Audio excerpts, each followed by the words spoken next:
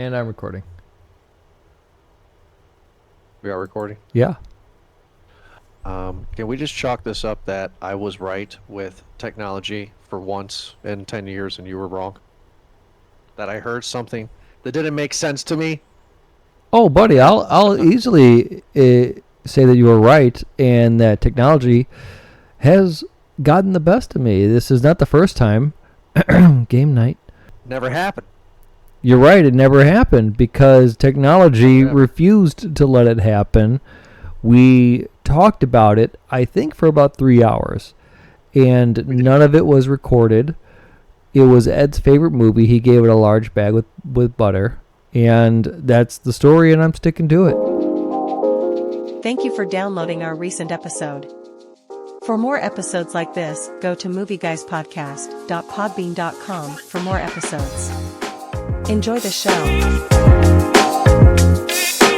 Hello and welcome to another Thursday, which means another review from Movie Guys Podcast. Today we're talking about Deep Cover. I never heard of this one. Eric, you thought it'd be a fun one to review. Not blaming you, but how the hell are you doing? Sounds like you are. This is to not be confused with the 1992 movie of the same name with Lawrence Fishburne and Jeff Goldblum. But yeah, we don't do many comedies here, and I thought it'd be a nice change of pace to do some comedy. I don't disagree with you. What was the last comedy we did? Bottoms? Yeah, I would. Oh boy. I'm wrong. There has to be a Movie Guys Podcast super fan out there that knows every episode. I doubt that. There but has I to be at appreciate 'em least all the same. There has to be at least one. We've done this for 11 seasons. There has to be at least one. It's Ryan. Yep. I'm not going to Yep. disagree. It's Ryan. It's Ryan or Ed. Yeah. So I probably Bottoms. Yes. So you said let's do Deep Cover, and I saw who was in it, and I was like, oh, it's Bryce Dallas Howard, and I don't know the Indian guy, and oh, is that Legolas? All right, let's check this one out. It's a pretty stacked cast, actually. So, yeah, Bryce Dallas Howard, Orlando Bloom. Nick Mohammed, he is from Ted Lasso. People would recognize him from that. I never He's seen it. in a few other movies as well, too, in the background kind of a thing. I don't know a lot of Bridget Jones or Bridget Jones' Baby or whatever it was. He's in The Martian. But, yeah, he's was in the background. Now he's getting a little bit more of, well, a little more work. Because now he is popular because of Ted Lasso, I'm assuming.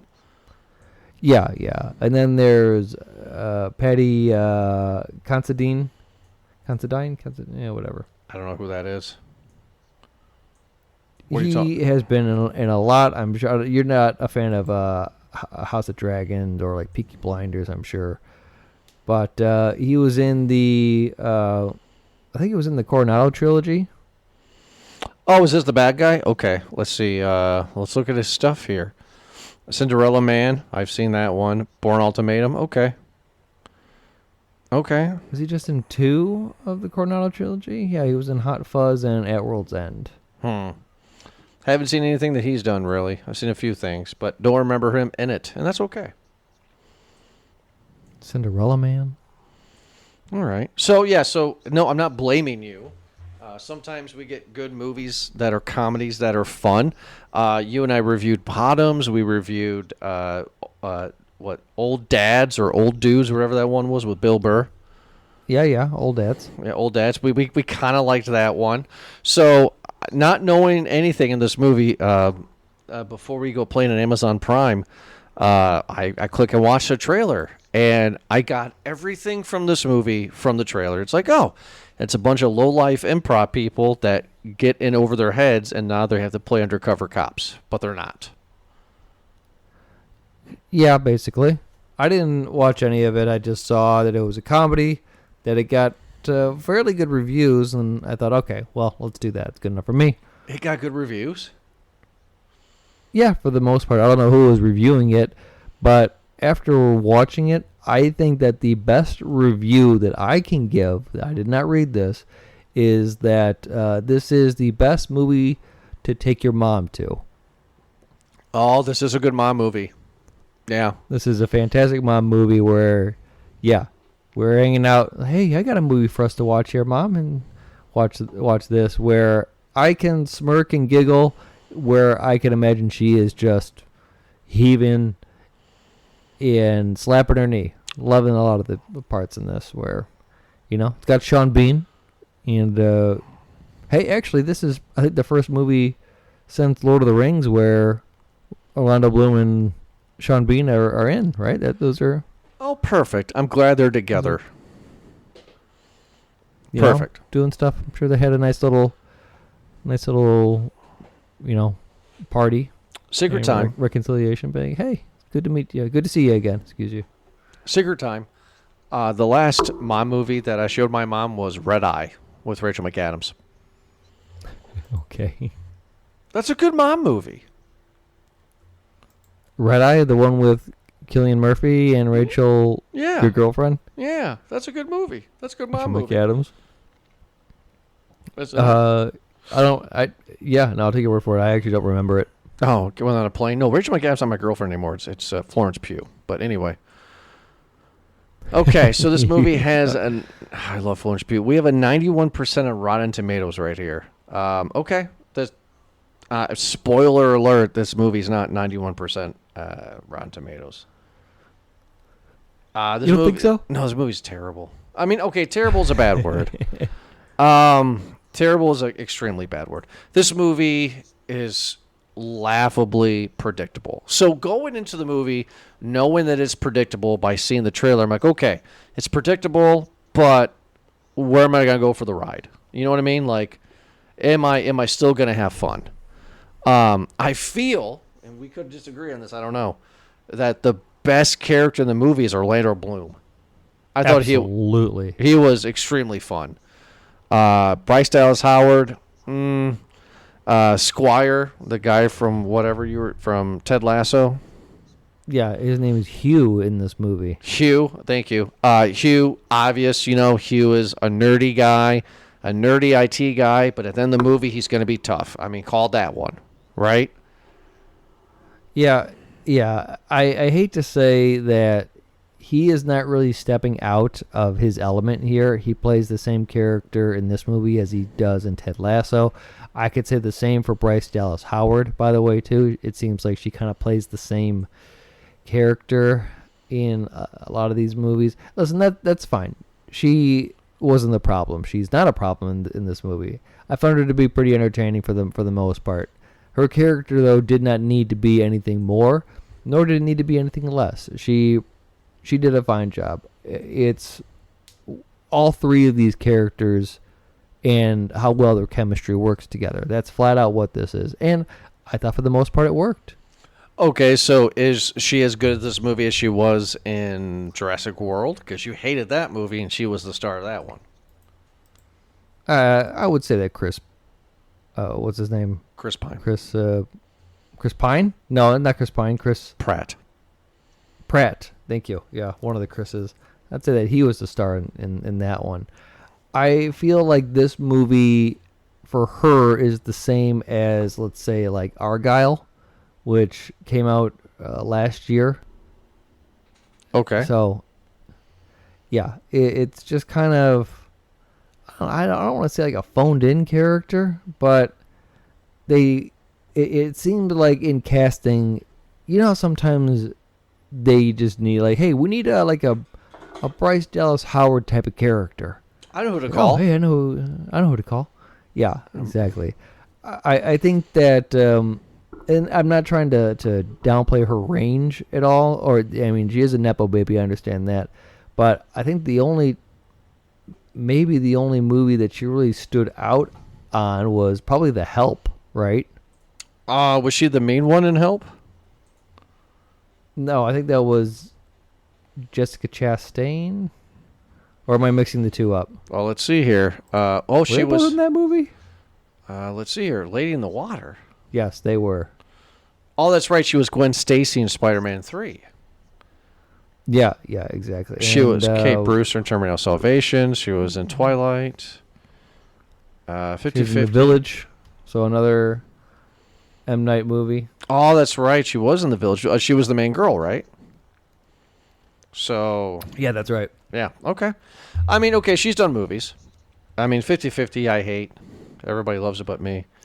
Okay. She's done movies, but I don't feel like she's broken out enough to show massive range. I feel like she plays these comfort safe roles, Sure. much like this and much like Argyle, Right. right? Where it's like an every woman. Mm. So I think that she's just playing to her relatability. That's fine. I'm not trying to make that a dig.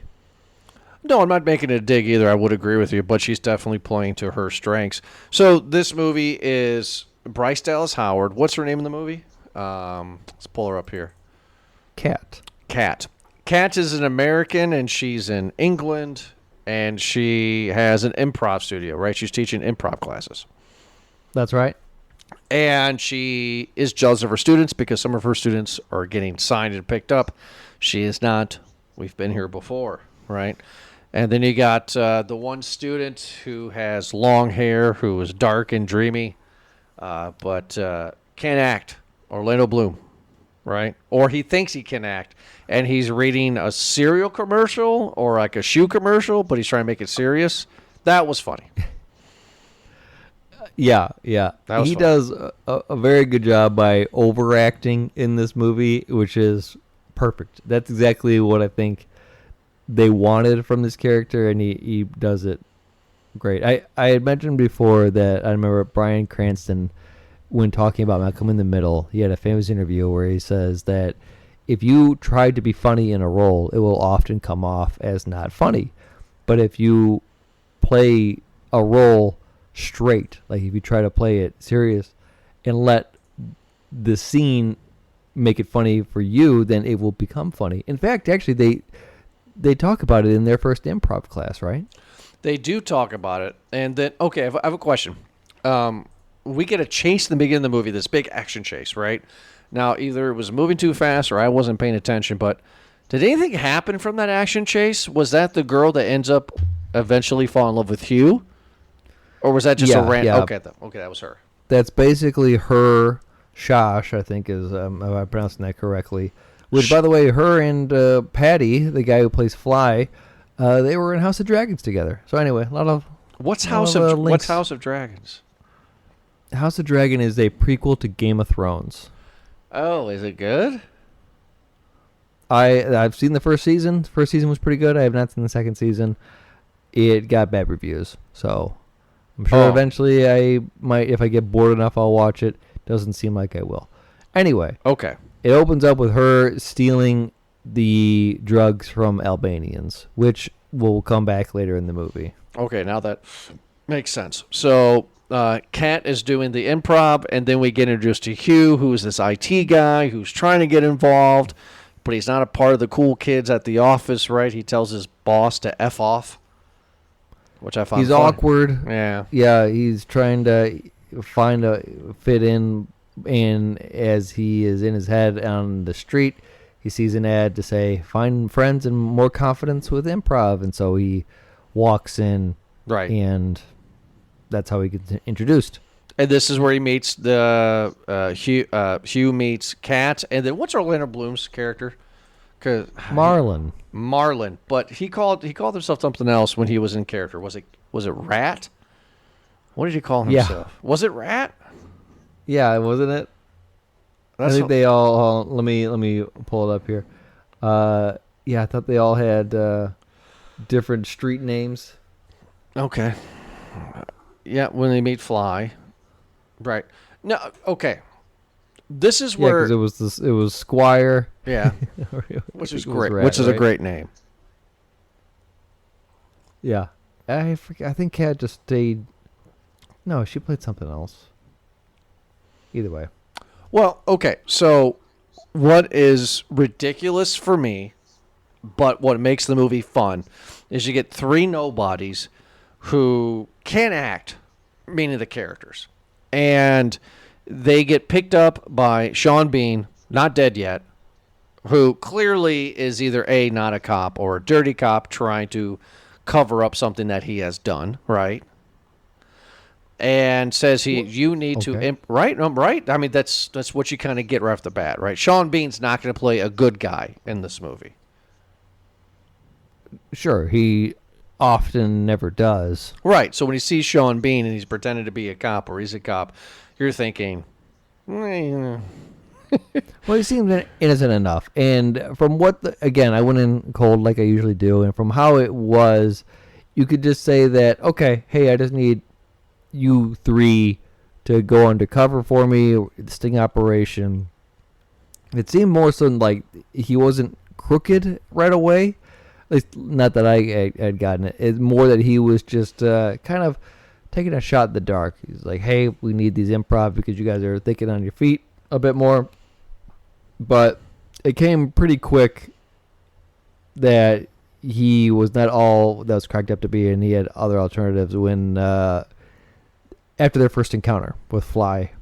right? Which I think it's one of the best scenes in the movie, right? So when the trio goes to meet Fly, they sell it.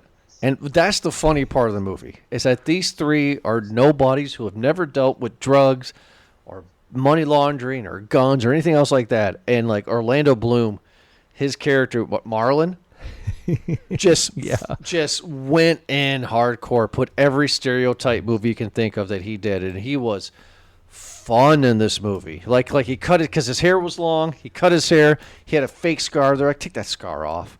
And then eventually he gets the real scar in the same spot, which is fun. Yeah, that was fun. Right? Yeah. But like they win Fly over. Like I believed him. Right? I believe that these three are a hardcore underground drug dealers, I guess, right? Like It's fun more that like all three of them kind of like Kat's thing was just like, okay, I just want to get some money here. I'll take this as another job, and I'll take this as some money. Whereas Rat or Orlando Bloom is like really creating a character. Mm-hmm. I mean, like a full on backstory, everything, right? Creating motive and just really method acting, getting deep into it. Mm-hmm. And Hugh is just like, oh, well, I got some friends here, so yeah, I'll hang out with my new friends.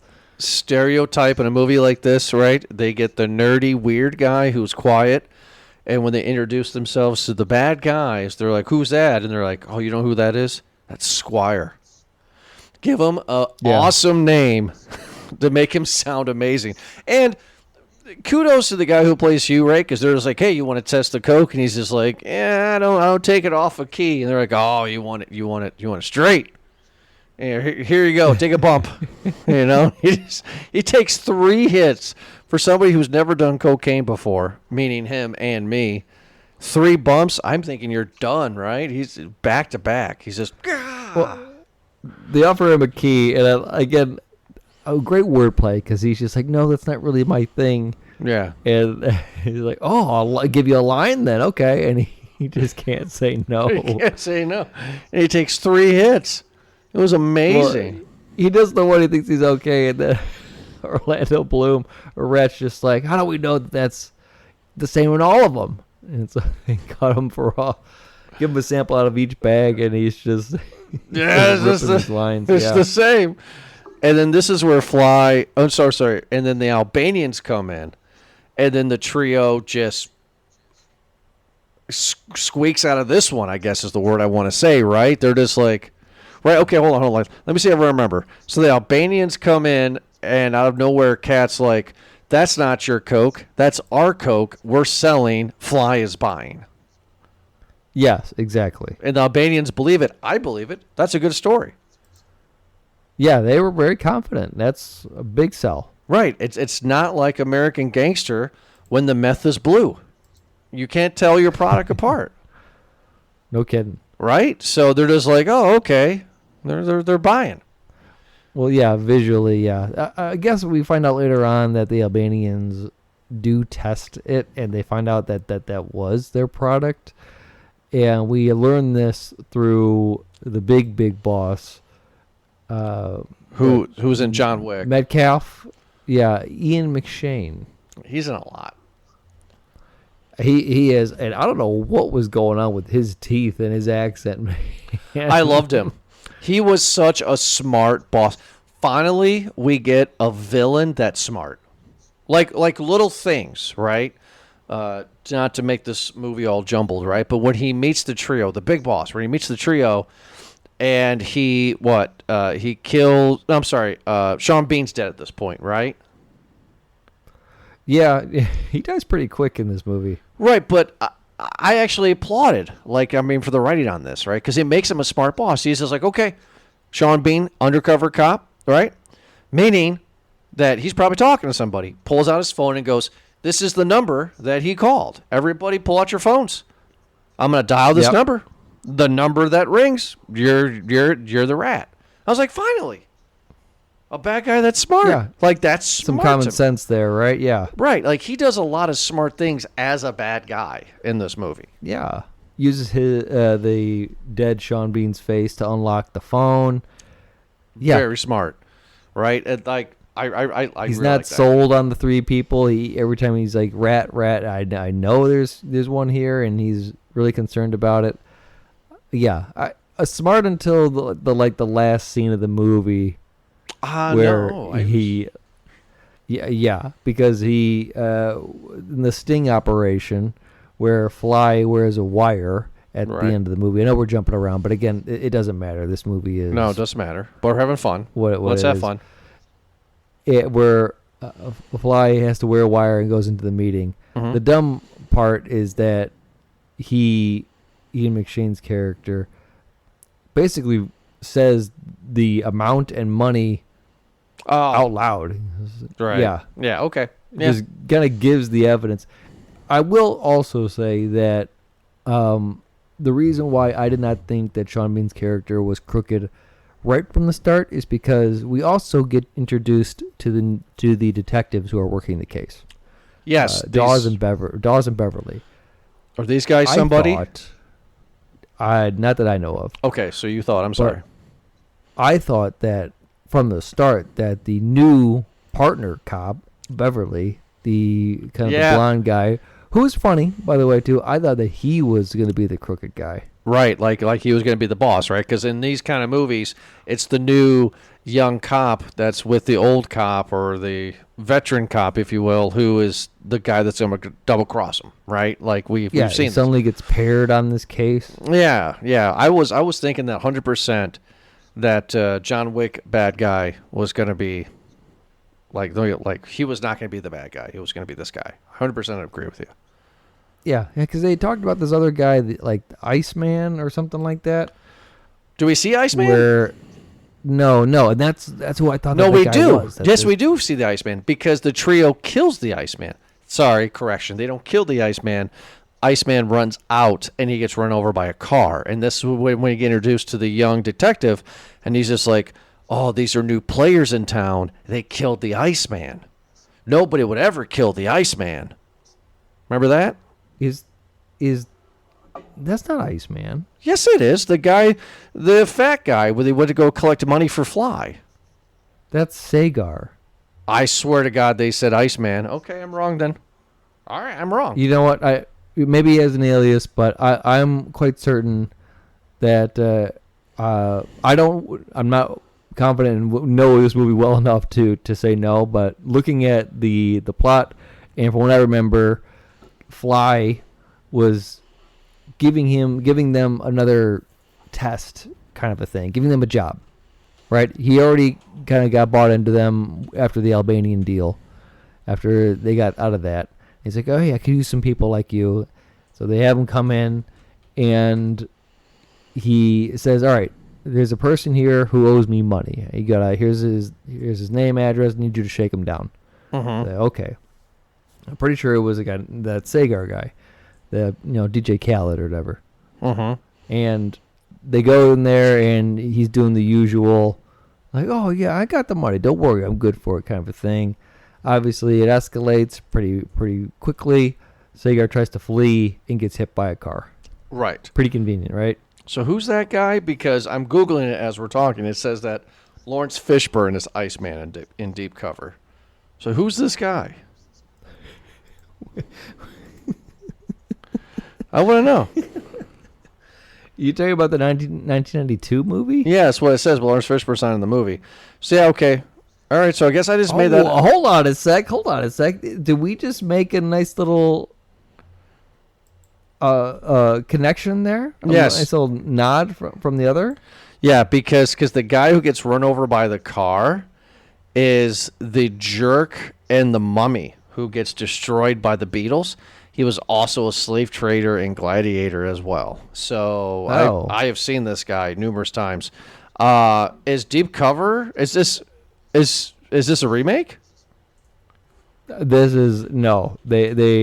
I'm reading it now. This has no affiliation with the other. So that might be a cute little nod, but that's we're just finding that out now. Which That's I think is amazing. That's actually pretty cool. Yeah. Yeah, it says Iceman in Deep Cover refers to the 1992 film Deep Cover starring Lawrence Fishburne and Jeff Goldblum. So That's awesome. I guess that's twice today I'm going to make the joke of our limitless brains happened and we just pulled this out of nowhere. Well, you're welcome, everybody. Yeah, you're welcome on that one.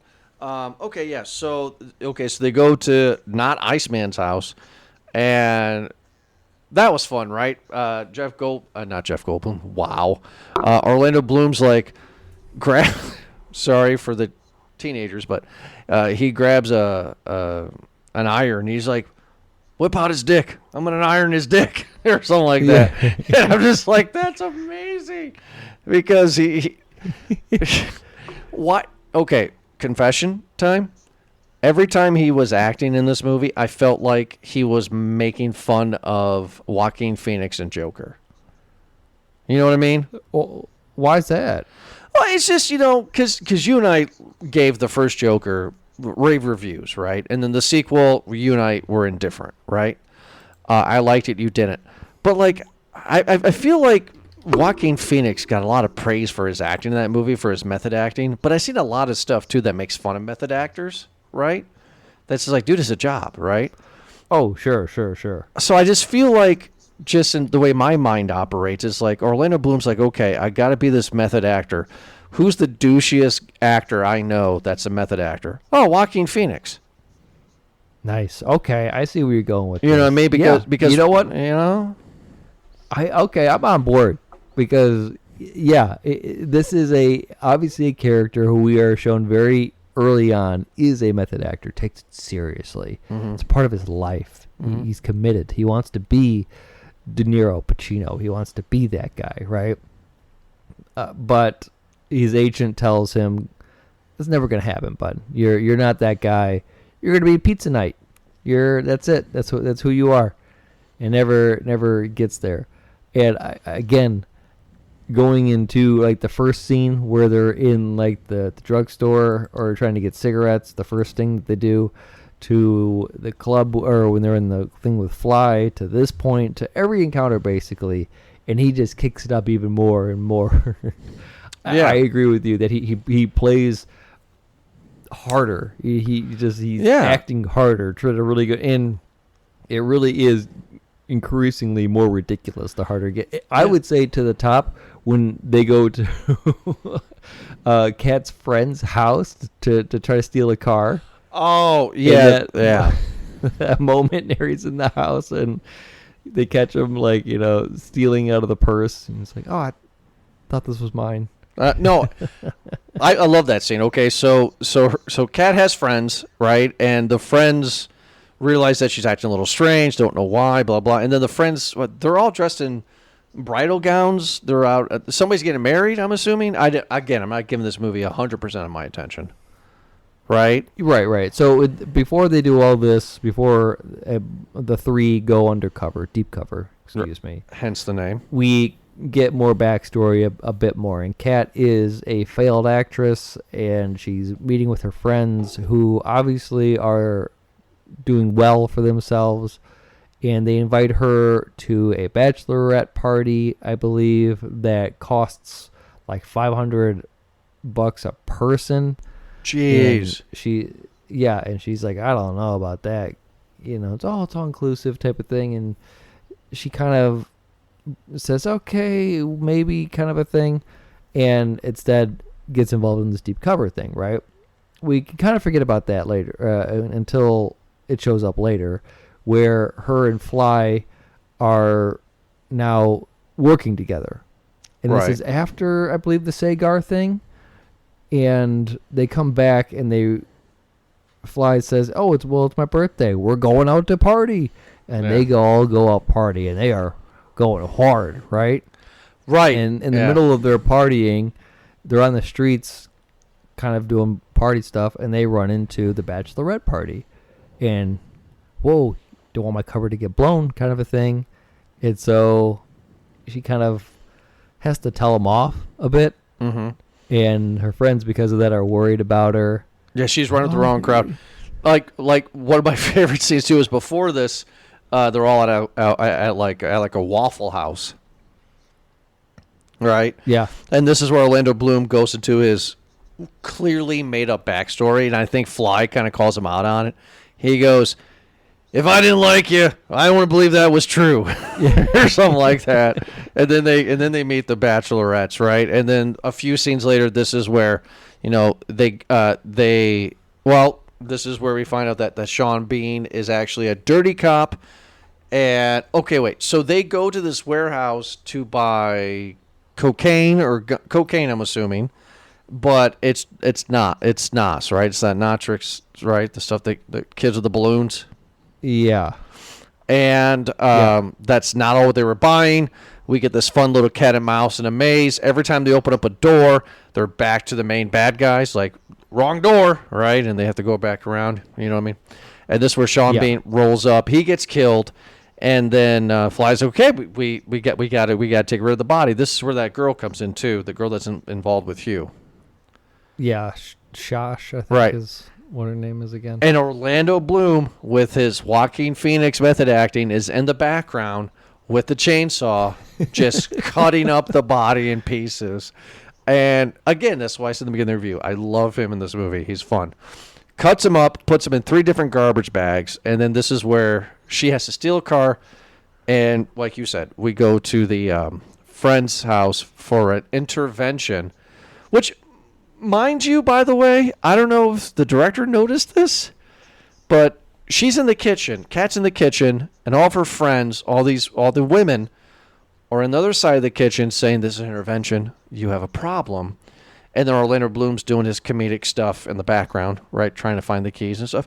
But then when he finds, there are men sitting in the background too, just staring at Orlando Bloom stealing the keys. I don't know if you saw that or not.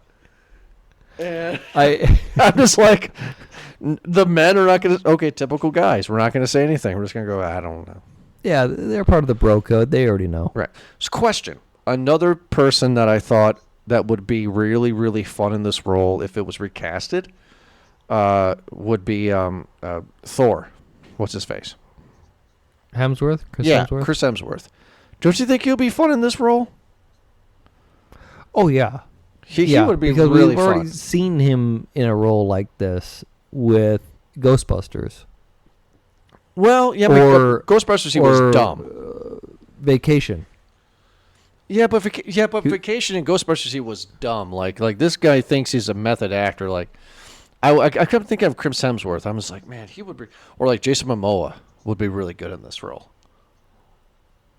Like, you know what I mean? Like, I don't know about Jason Momoa. I think after I saw like someone Minecraft, like Hemsworth.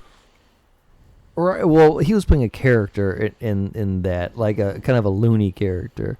I see what you mean. You think you want somebody who can play this role of like Orlando Bloom, where he's being serious, but the more serious he is, the goofier it looks. Mm-hmm. And I think it works for somebody who is kind of like that, the attractive role, right? Sure. Yeah. So I don't know. I think like what you said about those two actors, maybe they're too good looking because they're supposed to be failed actors. Right, And but I feel like those two guys are too pretty to not get work. I don't know. Orlando Bloom's kind of not unpretty, right? I mean, It's, you know it's what? Legolas. Okay. Yeah, I will say that. Hold on, where is it? I feel that Orlando Bloom. I can't help but think about this because I look at it every time. When he was doing some parts with his short hair, he looks just like Chester Bennington, the late singer of Linkin Park. Yeah, no, he Yeah. when they do the Chester Bennington movie, he's gonna play him. Absolutely. Yeah, well, let's hope so. Let's hope so. And one more little thing for recasting, another actor that I thought would be really fun in this role would be Gosling in the Orlando Bloom role. Because he has played wacky, crazy characters before to where he would believe that he would be so crazy that he would cut a guy up in a chainsaw. All right, well, hold on. Scratch that. How about the role of Hugh? Who would you... Because he played an okay character, but at the same part... I don't know his name, but after a while... I don't know his name, but he was in Pitch Nick Mohammed. No, I don't know that. No, he was in Pitch Perfect. He was... there's a meme about him from Workaholics where he accidentally hangs himself. Oh my God, I almost died. Adam Devine? Is that who that is? Yeah. Okay, I would have picked him for Hugh. Okay. You know, okay. because it's a short guy. It looks just like Hugh, right? You know, the guy. He's just short guy, stubby, kind of nerdy, kind of goofy, like always tripping over his feet, always falling down, right? Like that guy seems like that kind of guy. You know? Yeah, yeah. You know, he just seems kind of goofy like that. Like That's a good one. I like that. And for Bryce Dallas Howard, I don't know because we brought her up earlier, not in the episode, but like I'm like a Charlize Theron would be fun because she'd be like the serious one, you know, like the one that get the job done, right? Maybe like her, maybe a McAdams, maybe a ScarJo would be fun. Amanda Seyfried. Oh, that's a better pick. Yep. That's a way better. Yes, that is a way better pick. Siegfried. Mean Girls. In a gallery.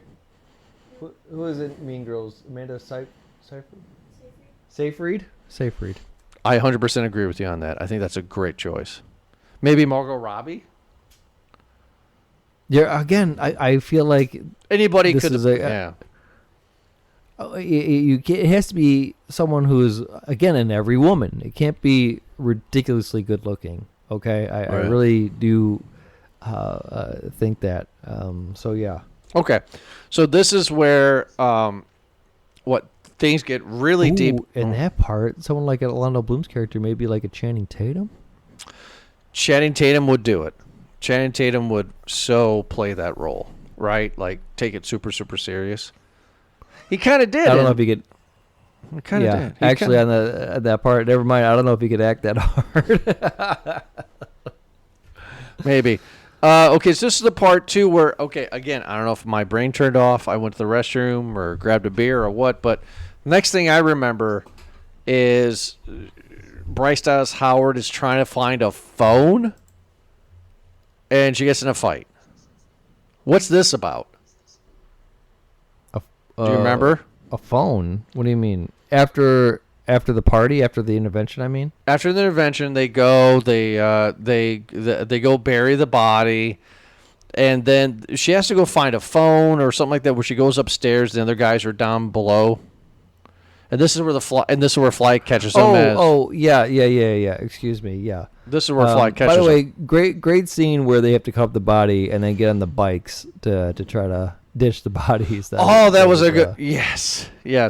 I love the grandma and grandpa who are in front of the cops and won't move in their car. And the cops have their siren. He even says it, too. The cop's like, my sirens are on. Move. Yeah. I liked even more when finally they meet up with Sash to bury the bodies, or the body parts, rather, at this point. Mm-hmm. And Kat is going through her head, like, okay, so, we'll bury the bodies, okay, and then we can get back in the car, and then we can go back to the place, then we can drop off the keys, and we can sneak in, and blah, blah, do all this thing, and make it seem like it's never happened. And then as soon as she says that, Sash just blows up the car, you know, Yeah. torches it so that it burns all the evidence. He's like, oh, or that could happen too. She's finding the phone that was Sean Bean's, Billings, Thank you. the corrupt cop, because Metcalf, Ian McShane's character, the big boss, sent it to whatever to have it hacked so they could look into it. So she's going to try to retrieve that. Because Metcalf's guy, he would find out that he was calling her phone. Yes, exactly. Okay. Makes sense. Well, eventually he does find it. Okay, so I guess I missed that part. So he does find that it is the trio. That is not who they seem. Yes, he does. He figures out, and then he orders Fly to kill them.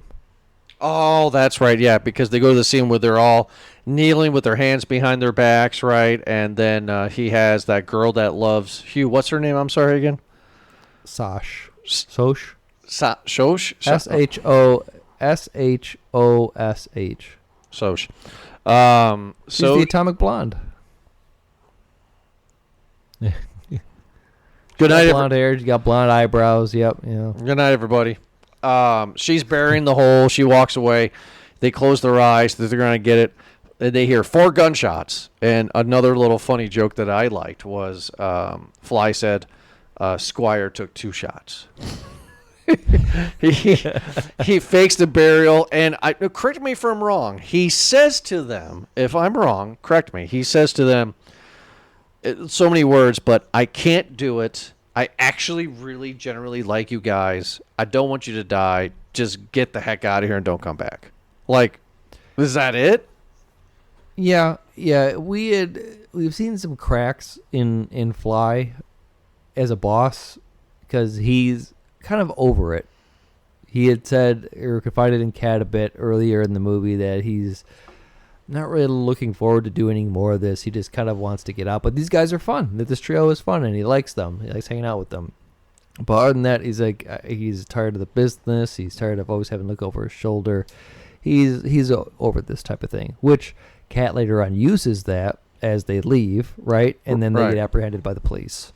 Right. They get because Fly thinks that these are not Fly believes or thinks that these are not improv actors, that these are actually undercover cops, but he likes them enough. So then this is where Kat has the idea, hey guys, let's literally use that to our advantage and pretend we're undercover cops. And then then she gets apprehended by the cops, blah blah. They make they make Fly wear a wire, and they're gonna do a drug transfer here. We're gonna sell some dope and some money. We're gonna do an exchange, if you will. There we go. I can't talk. That's right. They Metcalf, the big boss, has renegotiated terms with the Albanians. Obviously, the Albanians are not too happy with the gangs there, just because Fly, stole some cocaine from them. So yes, and they're gonna kill Fly, and this is where the trio comes in. And also, this is where the big bad makes the mistake of saying bluntly what they are doing and how much it pounds and blah, blah, blah. And the firefight ensues, right? And the big boss corners Fly, right? Shoots Fly in the chest, flies down. Ha ha! Pun on words. Flies down. I'm a little late on it, but it works. Good job. Did you like that? I wanted to make sure that you liked that. I was late. I wasn't connecting the dots, but thank you for explaining the joke to me. That was not a good joke. Not a good joke. It was not. It's okay. It's a bad joke for a bad movie. Correct. And this is where the bad guy's like, Fly, I got you. And then he gets shot in the back. The bad guy does by Soch, right? Yes. Soch kills the big bad guy, and she's like, oh my God, Fly. And he's like, bulletproof vest. And then this is where the trio, who still has not come out that they're improv people yet, they tell Soch, they're like, hey Soch, we love you, run, get away, fly, butterfly, fly. Yeah, we negotiated Fly's immunity, not yours. You gotta leave. And this is where they admit to Fly that they're neither bad guys or undercover cops. that they are actors. Yes, actors. And was there a scene after that? Yeah, there is. Right? Yeah, well, during all this too, because I think doesn't Soch take the money and run, or does he give it to Fly or something like that? But Yeah. either way, each of the trio gets a stack. They hide it real quick. Mm-hmm. Sure. And then we get the kind of the afterward, right, where what each of them are doing. You could see that Marlon, who I guess is not his real name. I forgot what his real name was. Tristan or something like that. Sounds like it would be. Yeah. Either way, Joaquin, maybe. he gets, because of his new battle scar, He gets he all goes these into an roles. audition and nails it, and obviously is getting some roles now. Funny thing about that too, so I don't know if you remember that before they were to be executed by Fly is loading his gun and telling them a story about a friend of his who was killing rats. Okay. Right? Yeah.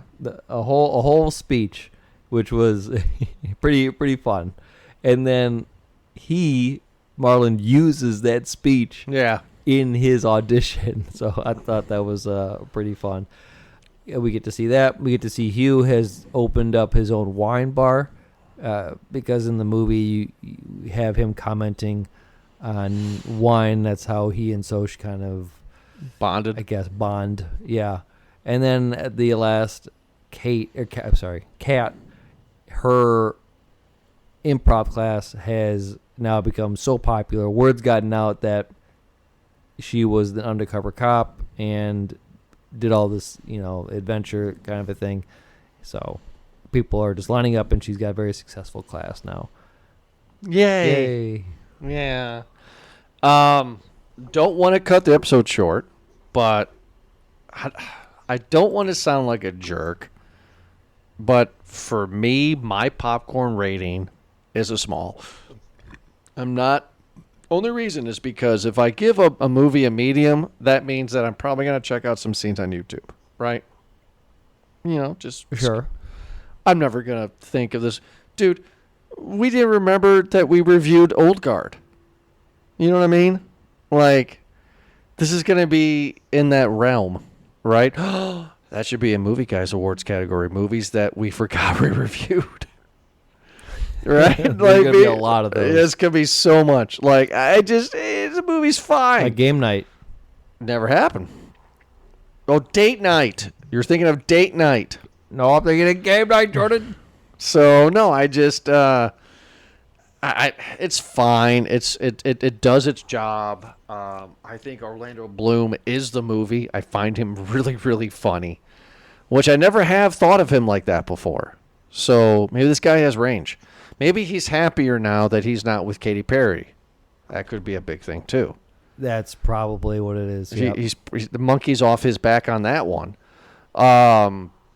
But I mean, you're right, Eric. Like, everybody does their job. Everybody has a purpose. They do what they're asked to do. It's just your run-of-the-mill, mom movie. I got nothing really to complain about. So it's a small bag for me. So then, Eric, what is your popcorn rating for Deep Cover? Listen, it's a cute movie. Okay. I enjoyed this movie more than I thought I would, but I'm with you. I feel like the trailer gave it all away. It's not anything that is surprising. There are a few enjoyable parts. I laughed at some parts, I'm not going to lie. But for the most part, meh. It's just kind of like, after a while, you're just kind of like, okay, let's wrap it up. I got it. Let's go. We have to do like this obligation of a last scene just to kind of bring closure to everything, and then happy ending, roll credits. I could not help but compare this movie to many other movies like it, like Murder Mystery, Adam Sandler and Jennifer Aniston. I originally compared it to The Man Who Knew Too Little. I think I told you that on the phone. You did, yeah. With Bill Murray. Yeah. Where it's these people who are out of their element, who are maybe a bit naive, and they just keep on going deeper and deeper into deep cover. Yep. Ba-da-bum. And I don't want to. I hate when we say that we've seen this movie before, but we have. I don't think this comedy took risks. I feel like this comedy was something where they were appealing to just a wider audience. Maybe everyone's read this script and they thought, yeah, we could do this. Let me give me a weekend and I'll just got it, got my lines, go. I don't know what liberties they took for this movie. It seemed like this director has not done much. He's done a lot of TV, a bunch of TV, and this might be his more notable movie that he's done.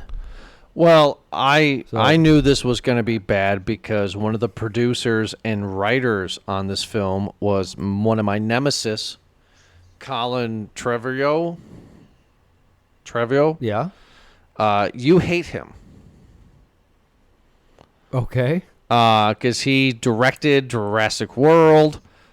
He wrote Fallen Say no Kingdom. more. Yeah, he wrote Fallen Kingdom. He wrote The Rise of Skywalker. He directed Jurassic World Dominion. Like, this guy is a piece of work. I feel like everyone involved in this movie basically was just like, oh, a free trip to the UK. And I feel like the British actors that were in this movie were just like, oh, I can just drive to work, a nice little 9 to 5 right here. Wake up, get your coffee, drive to work, do some scenes, drive home, call it a day. Yeah, because Leonard Bloom's in England, so. Yeah, and so it was like Sean Bean, so it was Nick Mohammed. I would imagine Ian McShane is too. Patty is, I know that. Again, that's just, without repeating myself, I agree with you. I would probably give it a small bet. I'm not going to watch this movie again. It is very much just a safe and simple movie. I wouldn't even put this as a date movie. This is definitely something I would throw on with your mom and just say, hey, let's have a good time kind of a thing. I'm not, just like you, I'm not going to watch any scenes on YouTube. I will praise Orlando Bloom in this. I think he did a fantastic job with it. I think everyone else just kind of did what they were supposed to do. That's about it, man. I don't know what else to say with this movie. Again, I don't want people to get the impression that we didn't like this movie. It was a fine movie. It just didn't like. It's right, not, yeah, like it's not giving us anything that we want to come back to. Like, okay, so like we have done popcorn ratings for 11 years, right, bud? Like we've been consistent more than anything on our popcorn ratings, right? But if we were to ever change our ratings, which I don't see us ever doing, if we ever were to change our ratings, this rating would be Sunday morning movie. This is that Sunday morning movie. It's 10 o'clock, 10:30 during the summer. I'm painting a picture to you millennials here. It's 10:30 in the morning on a Sunday. Your dad or your stepdad is outside in the lawn doing things. Your mom's cleaning the house. You're in bed. You turn on TNT or USA, and this movie's on. I'll do you one better. Do you like that? This movie is one of those where I see where you're going, but this movie is one of those where you're on vacation for the extended weekend. You're with the family. You're up at the cabin. You're in the hotel room. Mm-hmm. You're out somewhere away from your element, and you have some time to kill. Let's say you get 3 hours. Oh, hey, we got back early from the excursion. We gotta watch some. Maybe I don't feel like doing anything else. I don't want to. It's too early to drink. It's too late to whatever the hell. Well, I got 2 hours here. Let's see what's on. I got to see what's streaming here. Oh, hey, this movie.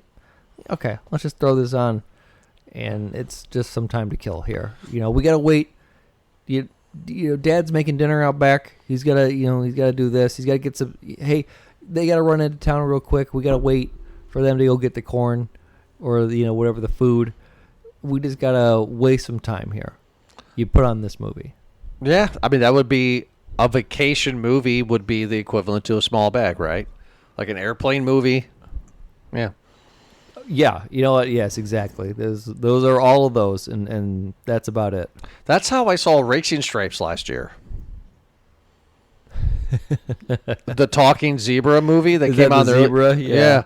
Yeah, because we have a log cabin, the family does, and grandfather's died, and we went up there last year, and there's a DVD player because there's no TV up there. Like, it's in the middle of the woods, like the log cabin's in the middle of the woods, and we have all these DVDs, and Riley picked out, oh, there's a zebra movie, so I watched Racing Stripes last year, and it's like, that movie's garbage. This movie isn't garbage, but it's in the same category as Racing Stripes, right? It's the vacation movie. I totally understand what you're saying. Agree. So Yeah. If I didn't see this movie again for the rest of my life, I'm not gonna complain. no, you're going to see it again eventually, metaphorically, right? You're going to see this type of movie again. So Yes, and when I see that movie again, I'm gonna think, oh yeah, I remember Deep Cover. This is just like that movie. yeah, or you're going to be like me and go soft cover, hard rain. No, wait a minute. Exactly. All right. Hey, yeah, no, that's that movie with Iceman. Yeah, Iceman. Like, oh, no, not Top Gun. You doing Top Gun? No, No, the other Iceman. Heat? No. Anyway. Yeah, you talking about X-Men? Oh, let's end the show on that one. That was a good one. Everybody, thank you so much for listening to this most recent episode of Movie Guys Podcast. You can check us out wherever you get your podcast from, and also on Movie Guys Podcast at podbean.com. Eric, thank you much for joining me, and we'll be back next Thursday for another awesome episode. Have a good night.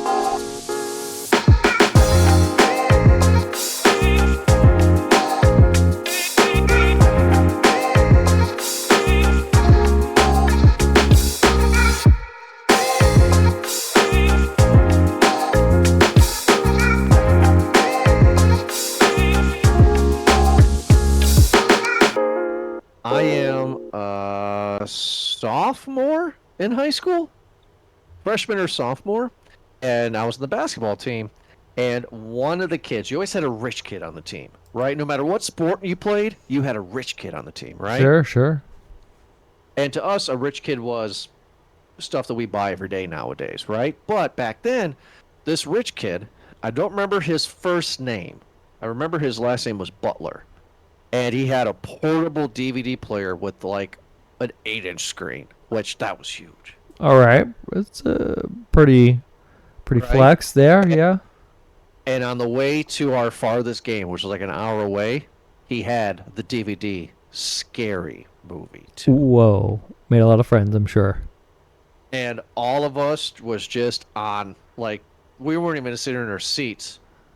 You know, we were just watching Scary Movie 2. Of course, Blast. just watching it like, yeah, exactly. New, like it was the first time you discovered fire. Yeah, no, that was amazing. So you snuck in though. We had around where I was growing up, this AMC opened up a Forum 30, massive theater, 30 screens, right? And this was right like late 90s. So they were doing so well because they had a movie theater by the mall that was like AMC, like a 15 or something like that. And it was getting so crowded, and because it was like in a strip kind of a thing, that down the road, like 2.5 miles, they got this big old plot. And Jordan, it's a massive movie theater. It really is. But rightfully so, every like 4-day weekend, it was packed. Thursday, Friday, Saturday, Sunday. It was packed, right? Everyone was there. It was the hangout spot. If you were going to see a movie, or if you weren't, you're going to AMC Forum 30. So, yeah. I went there with a bunch of friends, and we were all obviously underage. And we're like, I want to go see this movie. It's like, oh, well, we can go see, I don't know what was out at the time. I don't know. Looney Tunes back in action. Who knows? Something like that. Probably not. But I had the idea because it was so busy, and obviously in the 4 main theaters, they had 4 big theaters, which were like the auditorium, like huge, right? 300-seater, huge seats. Right. And I thought, oh, well, all I need to do is just find a group of like older adults or something like that, and then like just walk with them into the theater. If we all four of us, or however many that was, they're all junior high kids, walk in looking whatever, we're gonna get, hey, where are your tickets, kind of a thing, by the douchey college kid who's just trying to make his $9 an hour, whatever it is. But then, no, he was making 4. But anyway, go yeah, ahead. you're right. He's whatever, making 6, whatever, pennies. And it's like, oh, if we all go in one at a time, we can do this. And that's how I got in. So they were all nervous, and I was like, watch. It's all about confidence. And so I found like this man and woman, and they were just kind of slowly walking in, and I like went right beside them, and I just walked right in with them. And no problem whatsoever.